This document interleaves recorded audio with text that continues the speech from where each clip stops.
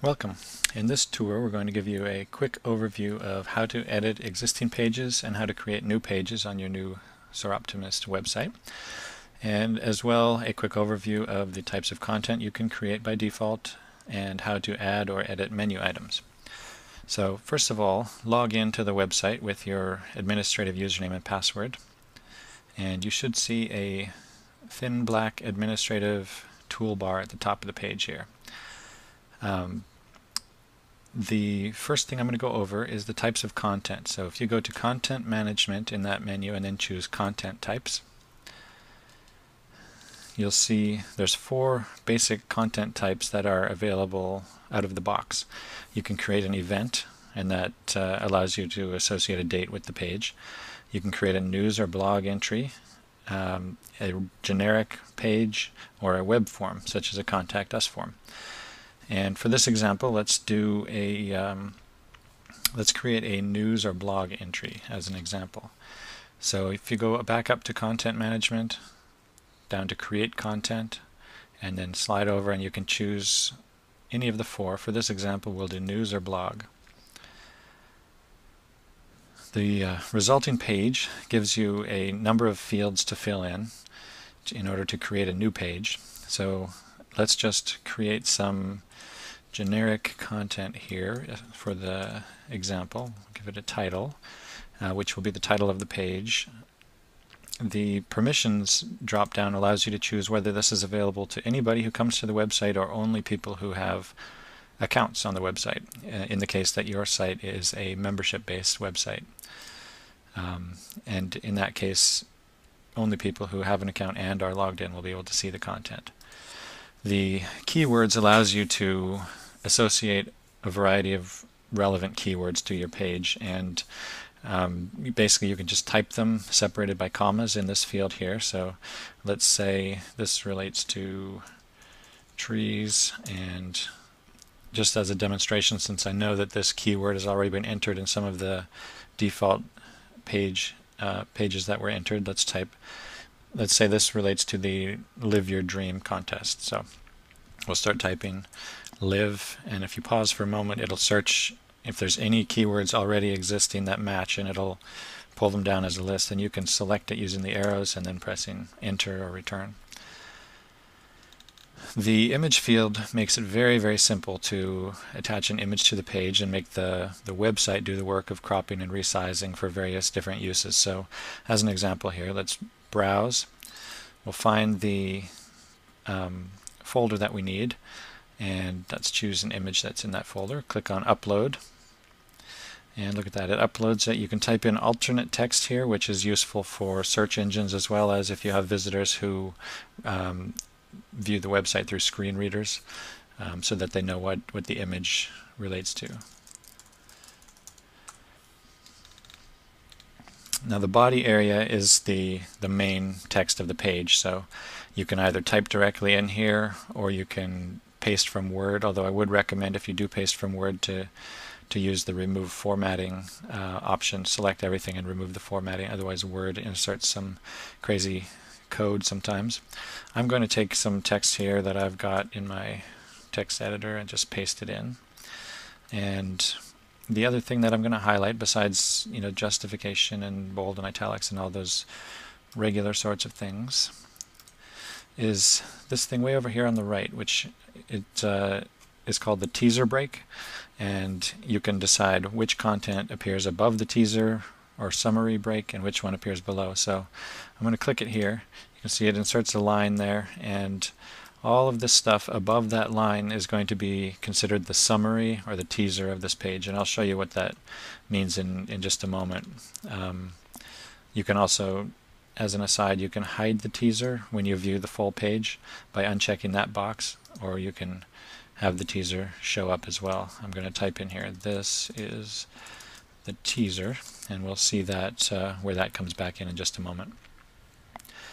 Under File Attachments, you can also attach files very simply to the page. I'm going to just attach one here as an example. It's not really related, but just for the demonstration, and you can give it a nicer name here if you want to.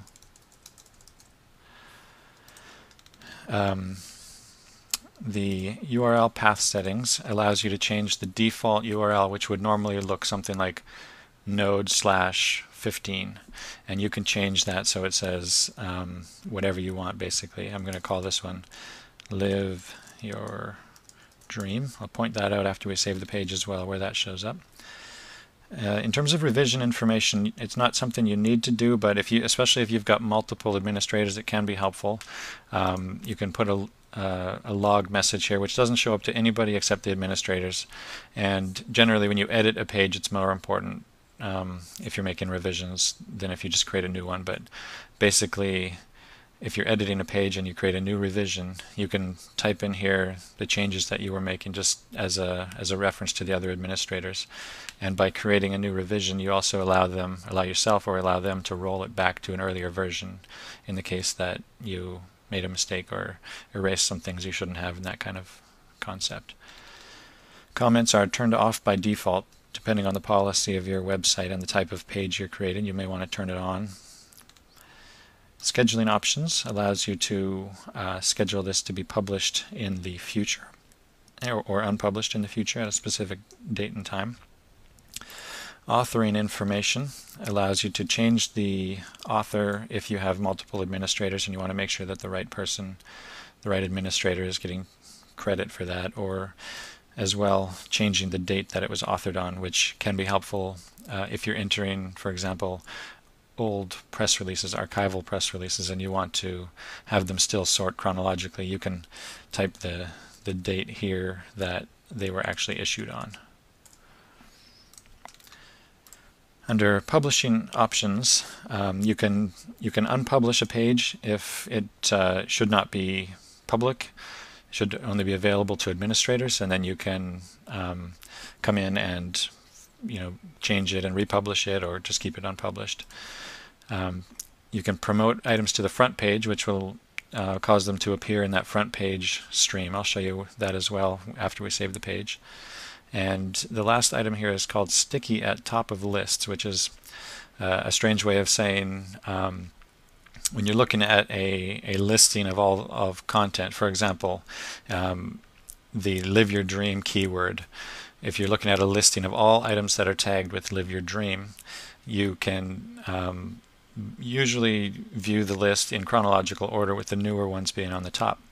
If you check this box, even though the item may be older, it will jump up to the top of those type of lists. So here I'm going to create this page with an old date, and I'm going to show you how the sticky item works.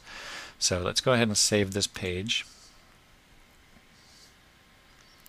Now you can see the site has taken the image that I added and resized it and put it on the page here in a nice format. We've got the text here. Now one thing I will call attention to is this line right here. It says this is the teaser. So if you remember, everything above here, including this line, was in the section above that break that we added, and we were calling it the teaser or the summary. We did not uncheck the box that said hide the summary, or we did not uncheck the box to hide the summary, so you can see it appears here in the main page view. You can also see the file that's attached down here. You can click on that to download it, as well as the tags that have been added. So one quick example, I'm going to hide the teaser and show you how that changes the page here. So we'll go back down here, we'll uncheck this box so it does not show the summary in the full view. And this whole section here from lorem ipsum dolor down to this is the teaser should be hidden after this. And I'm going to say hiding the teaser in the revision, so anybody who sees that knows what happened. Now take a look here and we see all that the teaser information has been hidden. Now however, when we click on the tag at the bottom, let's click on Live Your Dream. You can see all of the items that have been tagged with Live Your Dream. So we have the demo content that said Soroptimist sponsors Live Your Dream art contest, as well as the one we've just created. And if you go back to the home page, you can see here the latest news and blog information. This one here sorts down to the bottom, because we designated it as an older one.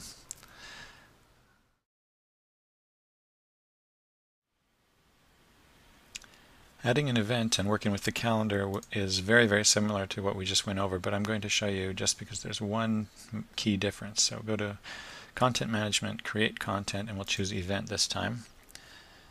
Much of this will look exactly the same. The only big difference, obviously, is that to work with the calendar, we need to have a date.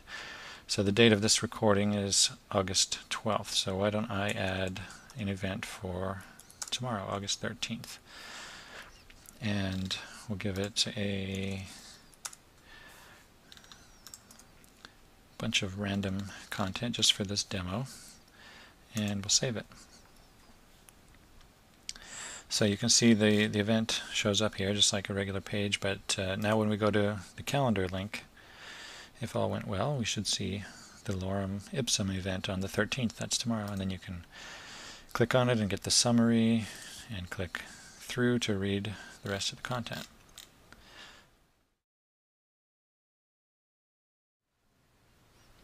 The last thing I want to show you on this tour is how to work with the menu. You can see the main menu here, these 5 items that are there by default. And we have one sample submenu item, which is actually just a link back to the home page, just as a demo that you can have submenu items. And I'm going to show you 2 quick ways how to work with that menu. Let's say, for the sake of argument, that this Live Your Dream news item is supposed to be a submenu item under news. So we'll click through to the item here, and in the administrative tabs we'll click Edit. That'll bring us back to this edit window that we've just gone through on some other pages. Down here you'll see a area called Menu Settings, and it gives you an option for a title and an option for the parent item that this menu item should be. So let's say we're going to call this one Live Your Dream, and for the parent item under Main Menu we're going to choose News. And that's all. We're going to save it. That will insert it as a menu item under News. So you can see now we have Live Your Dream in the submenu here.